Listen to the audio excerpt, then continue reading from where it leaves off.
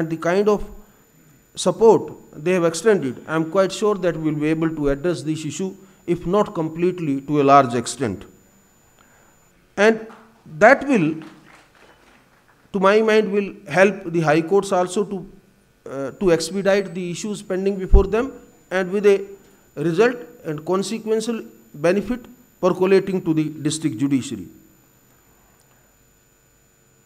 But this entire issue that has been talked as a docket management in the past, now I have started saying it instead of docket management. Allow me to use a term, I am saying it system stabilization. Because when the top court gives finality, the others gain confidence. Therefore, it is not the docket management alone, it is the system stabilization. And we are quite confident that we will be able to successfully work on it.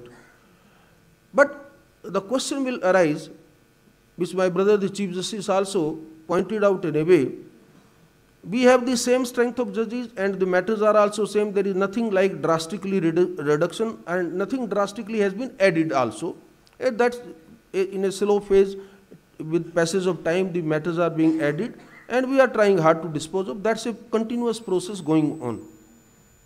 So therefore, what we should think of, those tools or the mechanism which can really help us in addressing or in dismantling this sphere of pendency of cases, the areas as we call. So this, I personally feel that the alternative dispute resolution is going to be the only game changer which will help us a lot. And that is a part of my, when I say the system stabilization, that docket management, the second game changer will be the ADR. For that, I feel that mediation especially is going to help us a lot. I am quite sure that there was a point of time when the members of the bar had some apprehension, or I would say eventually it came out to be only a misconception that mediation might affect their practice. But actually it has not happened. I am quite confident that members of the bar also by now are very, very cooperative, and with, in fact, with their very active support and proactive role, that mediation has become so popular nowadays. All of you will remember a couple of months back when I was executive chairman of the NALSA, I gave this a kind of a national level mission, that mediation for the nation. For 90 days it was propagated at different levels, and believe me, the kind of response I have received within and outside the country. So many public sector undertakings, so many private institutions, including the private sector people, they have approached us requesting that their officers may be trained as mediators. They would like to open a mediation cell within their own organizations, so try to settle the matters amicably. Insurance company, banking sector, non-banking companies, so many people have approached us, and of course we are providing them training in phased manner, knowing our limitations of the trainer being available with us. But this I am only pointing out that how mediation is getting popularized, and it is going beyond the compounds of the court now to the corporate entities, their head offices. It has already entered. In fact, I keep on repeating this instance also, which I am sharing with you. In 2023, just about little 2.5 years back, I received an invitation from the Federal Court Bar Association of Malaysia. There the Supreme Court is the Federal Court. So their Federal Court Bar Association invited me to be the keynote address, to deliver the keynote address on the inauguration of an international mediation center in Kuala Lumpur. I expressed my little reservation to accept a private invite of the Bar Association, so I said I will wait that if I get a communication, some official communication, then I would like to come. So after a couple of days, I received a formal invite from the Chief Justice of the Federal Court for the same event, and I went there. I must share with you experience, because these are all pleasant experiences. These are all the best practices at the global level that are taking place.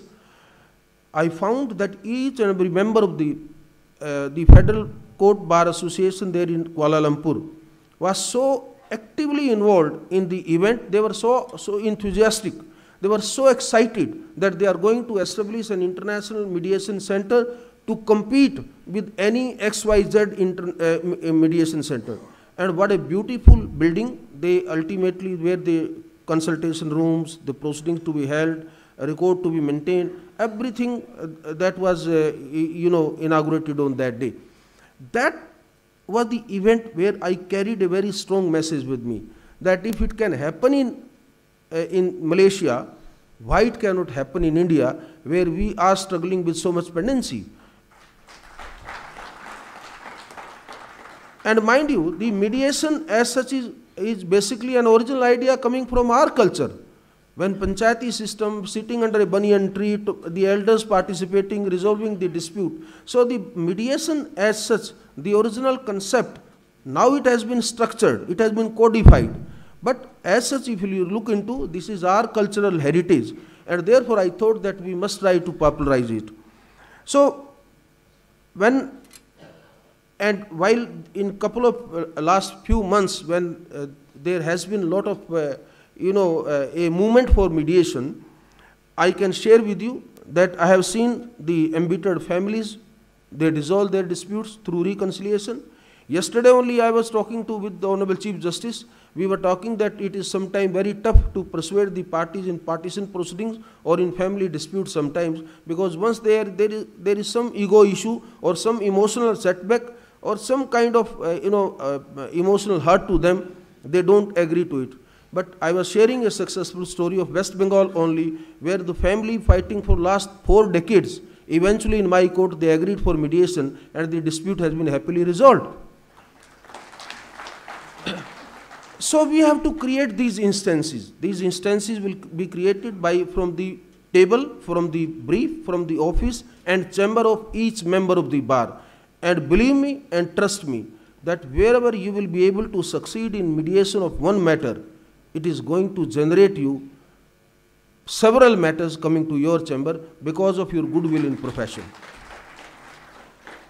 Similarly, in commercial disputes also, now the parties are very keen and they want to resolve their disputes in a country with a promising growing economy, where the commercial disputes are likely to spread, where the new startups will come, where they might have some fear of their investments, and in the event of dispute, how they are going to protect their investment in the country. We need to provide a very robust system which can respond to commercial disputes immediately.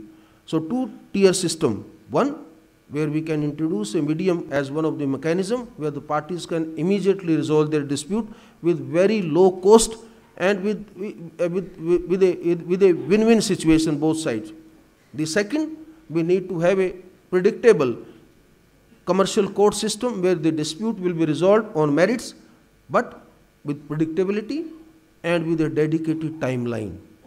So these 2 things we need to evolve for the purpose of commercial litigation, so that at least our country as nation, we are benefited, and in terms of a very responsive legal system, we do not lag behind in any other, as compared to any other jurisdiction on the globe. I can sometimes, a question arises that what stage the mediation should be tried. One, every experienced judge in district courts or in the high court, they know how and when the matter is ripe for the mediation. Similarly, members of the bar will also immediately understand what is the right stage when their client can be asked, persuaded for mediation.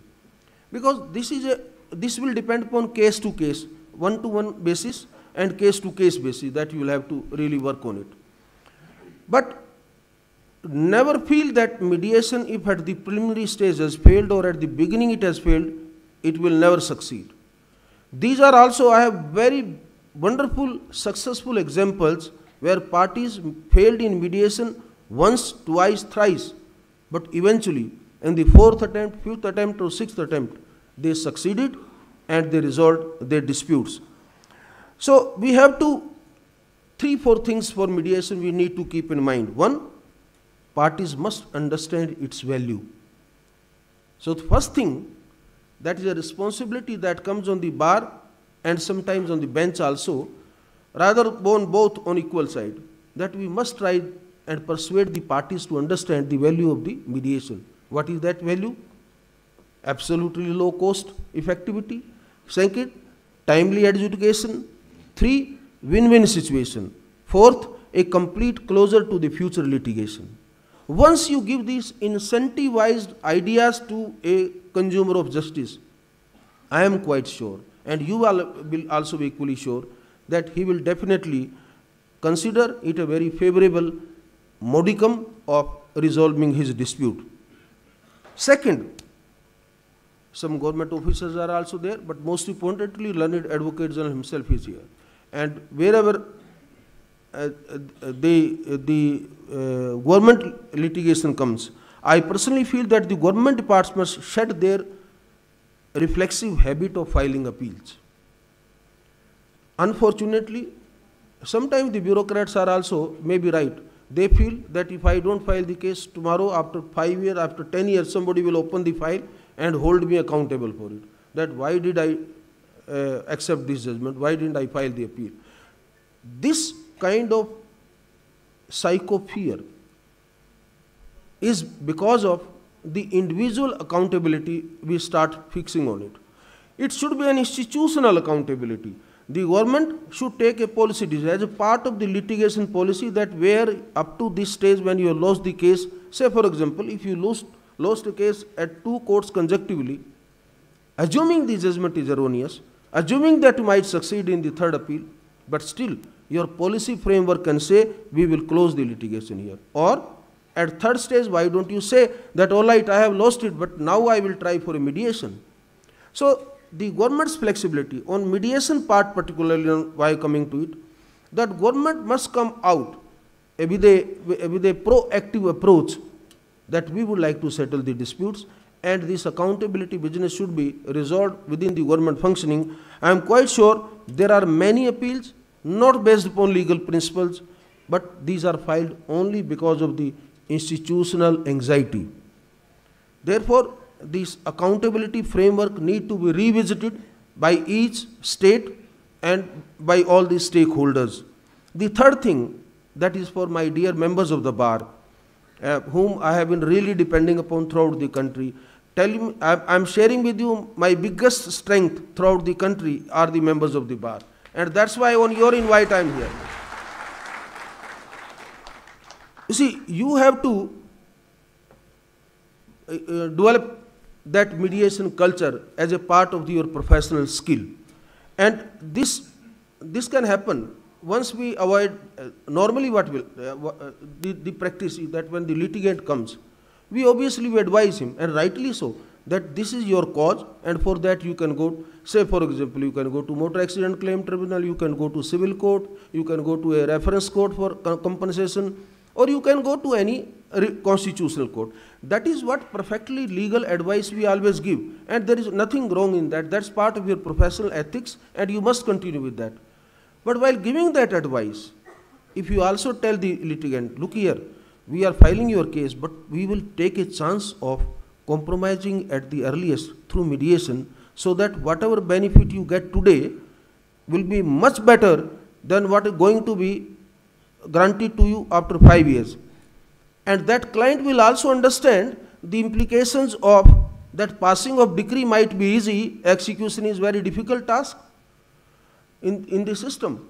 So that is part of a professional culture for which the stakeholders in the Bar Council are here, the stakeholders in the Bar Association are here. My young friends, particularly in the bar, you need to cultivate that culture. When you will go to US and when you meet the members of the bar, you will find that this is an integral part of their professional ethics, that they will advise a litigant to go to mediation. And that's why in US, you will find out a large scale of litigation is settled before it formally enters the courtroom. That is, and the professional, the bar is engaged, the lawyer is engaged. But he, instead of going to the direction of the court, he goes to the direction of mediation. I believe I am quite sure that now with the Mediation Act having come into force, and on 8th of November, some of you, if the Legal Aid Council or paralegal volunteers, and some of those who were present in the 8th and 9th November 25 in the annual meet of the National Legal Service Authority, Honorable Prime Minister inaugurated that on 8th November, and community mediation compendium was formally launched on that day. That was because I was chairman of the National Legal Service Authority, and we have formally launched the community mediation compendium we have released. Through that procedure which is laid down there, it's a very comprehensive guidelines are laid down how to go for mediation in the rural area, in the different communities. I am quite sure that with the publication and with the circulation of that community mediation platforms, you will really take the mediation to the to the villages, to the streets, and to the last man in the street, where I am confident that mediation will be accepted as a very happy and a acceptable at the first instance a mode of resolving the amicable the dispute. The most important thing of mediation, please, is it maintains the social fabric, social harmony, human relationship, and it does not allow a party to feel defeated. So that's extremely important service to the society when we as professionals render. We must also continue with our old tried and tested weapon of Lok Adalat. I think day before only the National Lok Adalat was held, the annual, and the kind of facts and figure coming, these are quite encouraging. I am quite sure that what the traditional mode that we have adopted many years back will continue to help us in resolving the disputes. Now the question of technology. Chief Justice Harish Tandon very eloquently explained that how can technology, if infused properly, can help a lot, but at the same time he also expressed his apprehension that AI cannot be substitute. I entirely agree with that. AI should not. It's a tool, and its value depends entirely on the wisdom with which it is used. But remember, during pandemic, when the entire world, the legal system was shut down, it is the Indian courts only that were functional. Because that experience of running the online courts, virtual hearings, even filing through emails or through using e-technology, that really made us to learn various lessons, including that technology can collapse distance. A person sitting, a lawyer sitting in the subdivisional court of Odisha at the farthest corner could file a case in the High Court. A lawyer from there who could appear online and could argue the case. We experienced, myself experienced, the lawyers from different parts of the country appearing online and arguing cases before the Supreme Court. So that was a very great experience, a very pleasant experience by the legal fraternity to see that technology can collapse the distances. It can dismantle the geographical barriers. One, it democratizes the access. I am using this word. It ensured that there is no monopoly of particular set of lawyers or associations while appearing. Supreme Court is open for all. So therefore the lawyers from any district court, from the High Court, or from anywhere, they could appear. So was before the High Court. So in a way, it gave an equal level opportunity to the members of the bar to appear before different forms. The third thing, it accelerated the procedure because everything through technology. So therefore the procedural impediments were effectively addressed by it. So that lesson we have carried forward. And that's the reason that we have infused technology now in so many processes. Digital service of summons, electronically tracked notices, all these are being used for elimination of the delays of months in effecting service. Earlier process server, the process was very uncertain. Now the things are taking place. E-filing is now there. All these factors have really helped us a lot. Yet we cannot afford to forget has rightly pointed out that technology comes with its own shadows. In an age of deep fakes, digital arrest, we as courts cannot afford naive optimism, and equally a reform that excludes the poor, because I am talking of digital distance, digital discrimination. If it excludes the poor or the elderly or the digitally unfamiliar, is not a reform at all. There are people who cannot use, they do not know how to use the digital technology. If they are excluded in the stream of development, that will also not amount to reform. Therefore, we have to ensure that technology is used in such a way that it follows the principle of inclusivity, and otherwise it will amount to regression. And that's why I always maintain that technology must remain a servant of justice, not its substitute. It should amplify human judgment and not replace it. So therefore, with these two kind of caveat, that we can use the technology, and that's going to help us a lot in early disposal and in hammering the pendency. Lastly, any serious discussion on reducing delays and strengthening access to justice must acknowledge its intrinsic dependence on adequate infrastructure. Chief Justice Harish Tandon rightly raised this issue. Unless we will have infrastructure, we cannot do anything. If we want to increase the courts, where are the officers going to sit? Unless we have the bar rooms, unless we have the basic amenities, unless I have a separate washroom for my daughters and sisters, members of the bar association, how are we going to perform? Therefore, the infrastructure is also an important issue. And for that, I am going to request all the Honorable Chief Justices to take up the issues wherever we are lacking in basic amenities with the state governments, and of course I will also take up with the relevant quarters to ensure that in a periodical manner all these facilities are made available to us. A system where the executive, legislature and judiciary, if they do not move in harmony, what will happen? It will look like, it will resemble like a tricycle missing a wheel. A tricycle missing a wheel where the rule of law cannot be balanced. There is no question of traveling it further. But if all three are harmonized and they work collaboratively, I am quite sure all the infrastructure issue can be resolved. All other related facilities can also be provided. For example, for technology, I must acknowledge and I must appreciate, when I took over as Chief Justice of India, I found that more than sufficient budget allocation is there. It's only that our proper and optimum utilization of that fund for the purpose which can be effectively help us, that otherwise there is no dearth of funds for that. I am quite sure the other issues will also be equally and effectively taken up.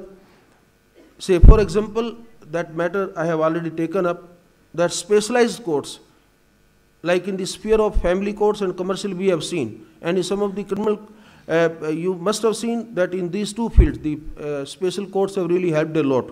But I believe that in some of the very heinous kind of crimes which are sometimes a threat to the very fabric of the society or to the society at large, under various statutes which are special statutes.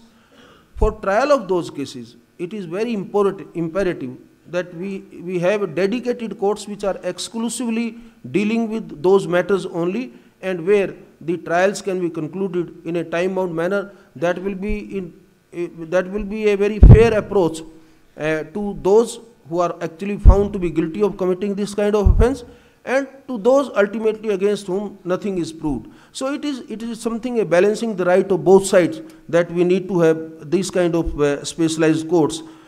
And I am quite sure that infrastructure, when we talk of it, must not be seen as an expenditure by any stakeholder. They are not an expenditure. It is an investment. Investment in the system. When we construct courtrooms, when we appoint staff, when we use technology, or when we provide basic amenities to the members of the bar or to the staff, I am quite sure these are not luxuries. They are all skeleton of a justice itself. And when we strengthen these amenities, these basic amenities, we strengthen our republic. Ladies and gentlemen, people often speak of the vicious cycle of pendency. You must have read various articles. More cases leading to more delay, leading only to the more frustration. But my mission is to reverse this, a kind of this statement or a negative impression that is being created by about the justice delivery system. By reversing it, I want a virtuous cycle, and in that virtuous cycle, when pendency falls, trust rises. When trust rises, respect for law deepens, and when respect deepens, disputes diminish. And that should be the cycle that we will follow in future.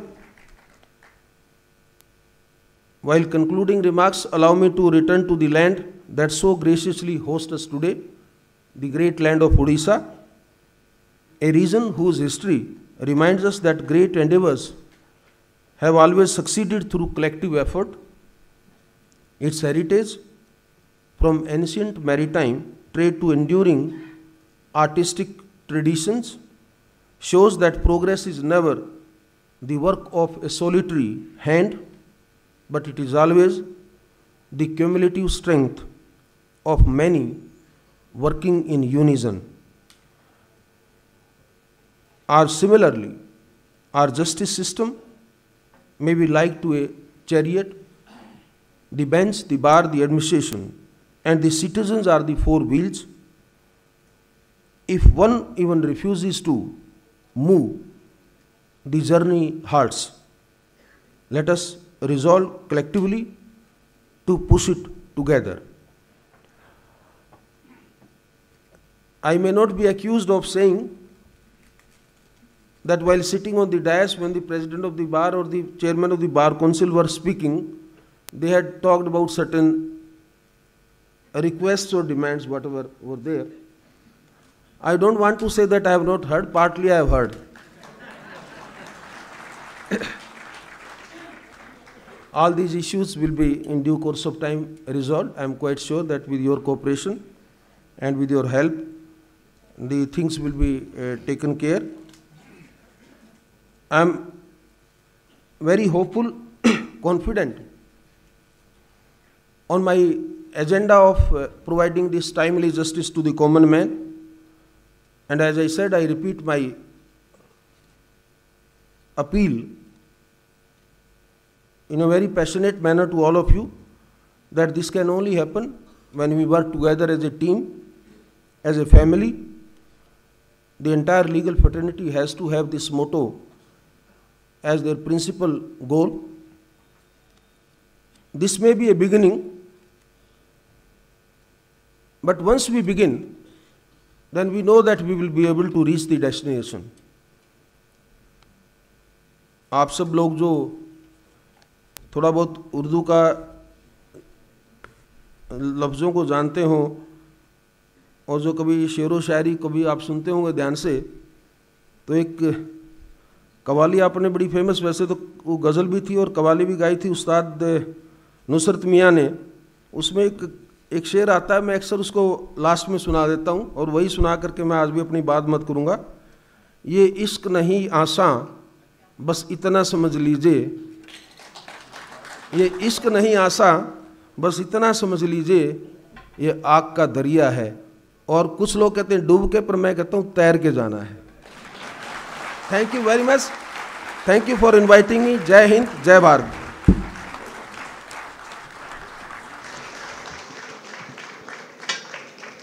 Thank you, Your Lordship, for such an in-depth and compelling yet comprehensive address. Personally,